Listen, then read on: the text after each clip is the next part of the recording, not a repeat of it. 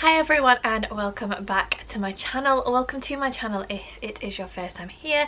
Today I'm going to be doing my February wrap up, so all the books that I read in the month of February. Although even as I'm saying that, I'm realising that's actually a lie because I read 8 books in February, but 3 of them are for my secret TBR, so I won't be talking about those. So I'm not going to talk about all the books that I read. I'm going to talk about 5 of the books that I read in the month of February, and then the other 3 will be part of a reading vlog, and I will wrap them up when I have read the final book for that video, which will hopefully be the end of March. But yes, without further ado, let's jump in and start talking about some of the books. So the first book I'm going to talk about is Ariadne by Jennifer Saint. This was a highly anticipated read for me. I actually got the hardback, which is stunning, for Christmas, and then I received this as part of the Rare Birds book club. It was one of the choices for January. The Rare Birds book club is something I'll talk about in another video. It's something that I'm doing for this year. So this is a mythological retelling or reimagining of the story of Theseus and the Minotaur, told from the perspective of Ariadne. Ariadne is the daughter of King Minos, and she helps Theseus in his quest to defeat the Minotaur, and then she flees with him and he basically abandons her to die on an island. And so we're following her story as she tries to survive. She falls in with the Greek god Dionysus, and we kind of follow her story. We also follow the story of her sister Phaedra, who ends up married to Theseus, and we see what happens on that side of things as well. There is actually a quote that I highlighted in the book which pretty much sums up what the story is exploring, if I can just find it. What I did not know was that I had hit upon a truth of womanhood. However blameless a life we led, the passions and the greed of men could bring us to ruin, and there was nothing we could do. And that is pretty much Ariadne's experience. Her whole life ends up being determined by the whims and the passions of the men and the Greek god that she comes into contact with. Although she does find a strength, and we do follow that journey for her in this book, that is very much what the story is exploring and looking at. I did enjoy this. It's fair to say, as always, that didn't quite meet the mark in terms of my love of McGlynn and her stories, and how much I just love the books that she has written, and I'm always on the lookout for an author who is going to match that. I gave this 4 stars. I thought that it was good. In many ways it mirrors Circe by Madeline Miller, not just because we have 2 women who are abandoned on islands, but just in terms of their experiences and the writing style to some extent. What let this book down and stopped it being a 5-star is that it did drag in places. I'm all for quiet books. I'm all for books where not that much plot happens, if the writing style can hold it up and if our characters can hold it up. But there were places where this just was repetitive and not that much happened, and you were kind of like waiting for something. But as I say, I gave it 4 stars. I think if you like mythological retellings and you like Madeline Miller, you like Circe, you like Song of Achilles, you will enjoy this, and I would recommend it. Next we have Call of the Penguins by Hazel Pryor. This is the sequel to Away with the Penguins. We are again following Veronica Macready, our main character, when she is given the opportunity for another adventure, this time in the southern hemisphere. Let me get that right. She is given the opportunity to co-present a wildlife documentary, and so she jumps at the chance. I read Away with the Penguins last year and absolutely loved it. It was heartwarming, it was life affirming, it was just the sweetest, most cozy story. And as with Ariadne, I went into this one with quite high hopes, looking for that same experience, and to some extent it does it well. In this particular book we're following less of Veronica's story and more of her grandson's story as he tries to discover what actually happened to his father, so Veronica's son. And so he leaves Locket Island and he goes to Canada, and he basically tries to follow the trail of who his dad was and what happened to him, and that's a little bit more of the focus in this book. It was on a par with Away with the Penguins in terms of its storytelling, in terms of its writing style, its readability. It was very enjoyable. I do have to say that it was a little bit busy for me. There was just a little bit too much going on, and not all of it was resolved. So for example, there is a really random bit in the middle where it is put across to us that two characters might be having an affair, and also the person that Veronica co-presents this wildlife documentary with, he's a little bit of a David Attenborough type character.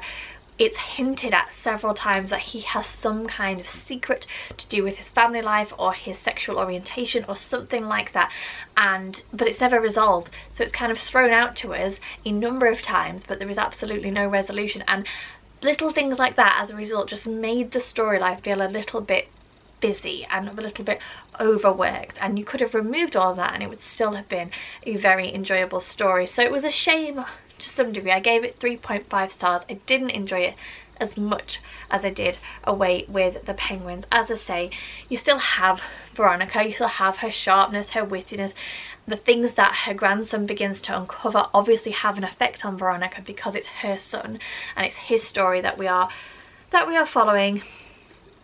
But it was still quite a good book. It just wasn't as good as Away with the Penguins, but very enjoyable, very readable. And yeah, Veronica as a main character is just extremely likeable, and you find yourself rooting for her no matter how sour-faced and cutting she is. So yeah, just an okay read. The next book that I'm going to talk about is actually one that's going to be really difficult to review without any major spoilers.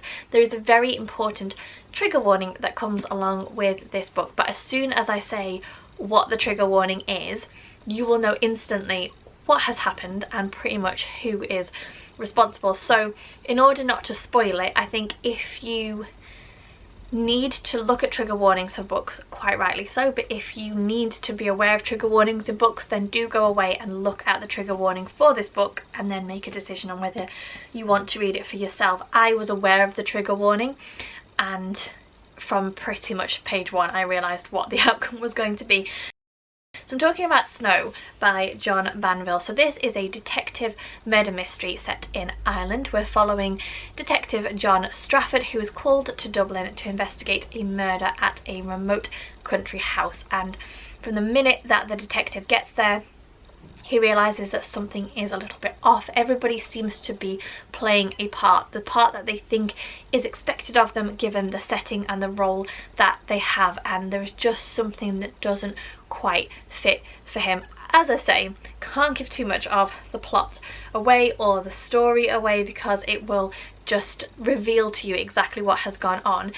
Even though I knew or suspected, even though I suspected what the outcome was going to be and I was proven correct, it didn't diminish my enjoyment of the book per se. I do feel like the author could have made a little bit more of it. It wasn't complex. There were no big reveals or gasp moments or yeah, it was a pretty standard detective murder mystery. It almost poked fun at itself in that way. There was a dark humour that crept out in many parts of the book, particularly in the observations of our detective, and it's almost like it was humouring us all by saying this is the type of book that people like to read, even though it can be quite repetitive and similar and nothing really is different. It was that kind of dark humour, but yeah, on the whole I enjoyed it. It was very atmospheric, it was very readable. As I say, there was a dark humour which I appreciated, and even though I knew what the outcome was going to be, I would still recommend it. If you like this type of book, I think that you would enjoy this. John Banville has a quite particular writing style, and I have since read reviews that people either seem to really like it or they don't.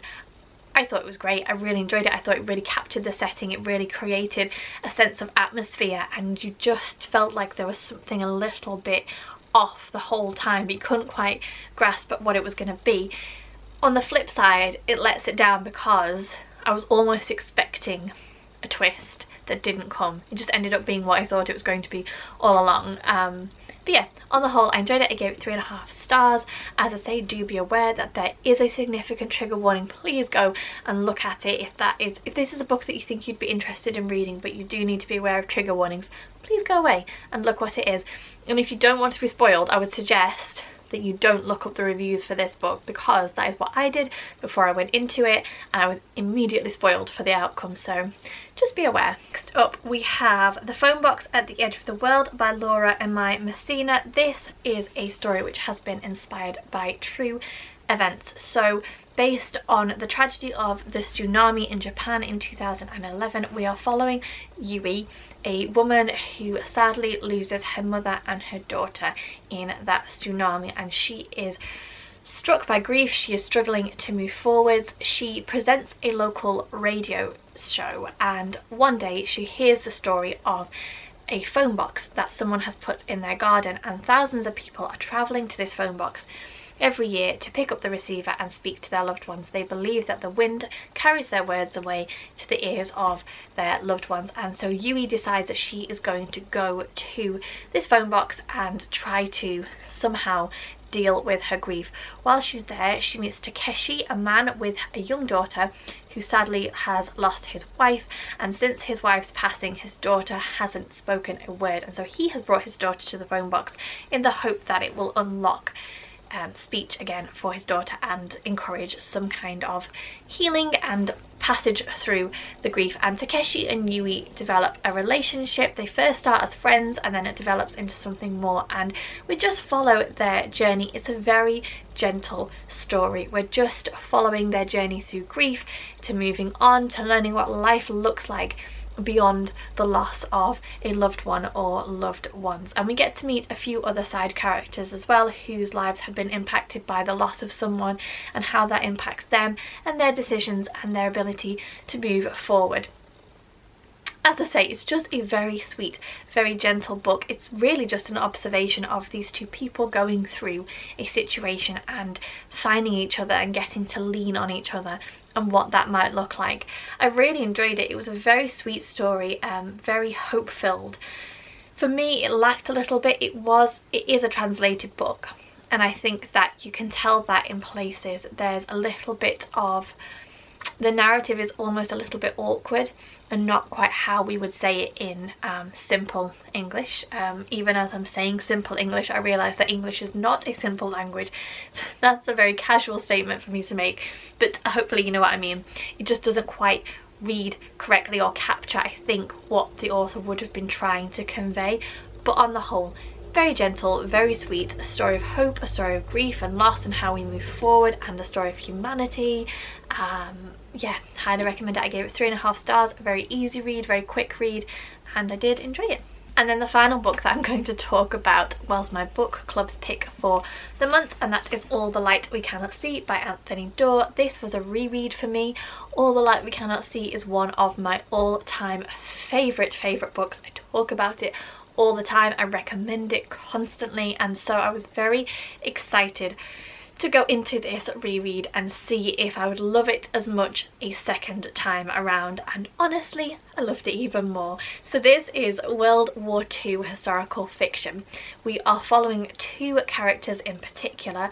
We have Marie-Laure, who is a Parisian girl whose father works at the Museum of Paris. She has been blind since the age of 6, and she is forced to flee with her father to Saint-Malo during the war, for reasons that become clear later on. And we're also following a young German boy called Werner, who has grown up in an orphanage in a very poor mining town, and Werner is conscripted into the Hitler Youth when it is discovered that he has a particular talent with radios.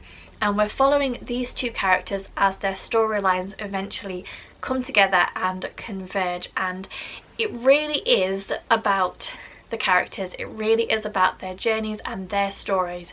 There is not a whole lot of plot that happens in this book. It's told in a non-linear style, and we're flashing forwards to a point in 1944, I think, and then we're going back and following the events that lead up to this other thing that is going on. And just honestly, I could talk and talk and talk and gush and gush and gush about this book. Anthony Doerr's writing style is just so beautiful. As I say, it's not about the plot, it's really about our characters. It's about looking at the differences between right and wrong, about the decisions that we make, about what makes us human, about love and loss and moving forwards with our lives.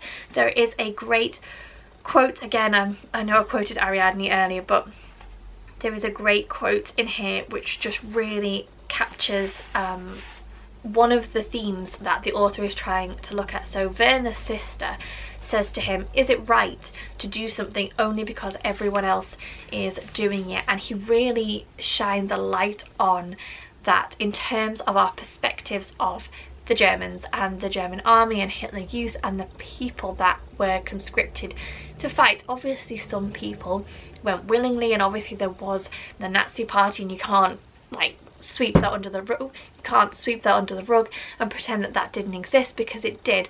But for a lot of these young men particularly, they were being brainwashed. They were being taken out of very dire circumstances, and they were being fed and clothed and given an education and literally being indoctrinated into the beliefs of the Nazi party. But take that aside, what choices did they have? And I'm not trying to justify Nazism, I'm not trying to say that it was correct in any way, but it does just shine a light on this conflict particularly that Werner has between being aware that he is part of something that isn't right, but what other choice does he have? And there is a character in this book who very bravely makes a different choice, and we see the consequences of that. And yeah, it's just, there's just so much to love about this book. I love Marin Law. I love the strength of character that she has. As I say, she's been blind since she was 6, and the way that she views the world and experiences the world and is in the world is very different, and it's just reflected beautifully in this story. I love it so much. I gave it 5 stars. I think for me, knowing the outcome of the book meant that I could really slow down and savour the writing and savour the reading experience. And if you don't mind books that are quite slow, that are just about the characters, and you have an interest in this book, I would highly recommend it. I almost don't want to talk anymore because I don't want to spoil it accidentally for anyone. I think that you should just go into this book and read it and enjoy it, and I would highly recommend it. And I possibly would even look to read it a 3rd time, and I'm sure that I would still take stuff away from it. Loved it, loved it, loved it, loved it. So they are the books that I read in February. As I said, I've got 3 others that I'm going to talk about at the end of March, hopefully, when I've read and already uploaded the vlog that is around. Let me know what you read in the month of February. Let me know if you have any recommendations, or if you've read any of the books that I've talked about and what your thoughts were. I always love to know. As always, thank you so much for watching. I hope that you are all keeping safe and well. Take care, and I'll see you soon.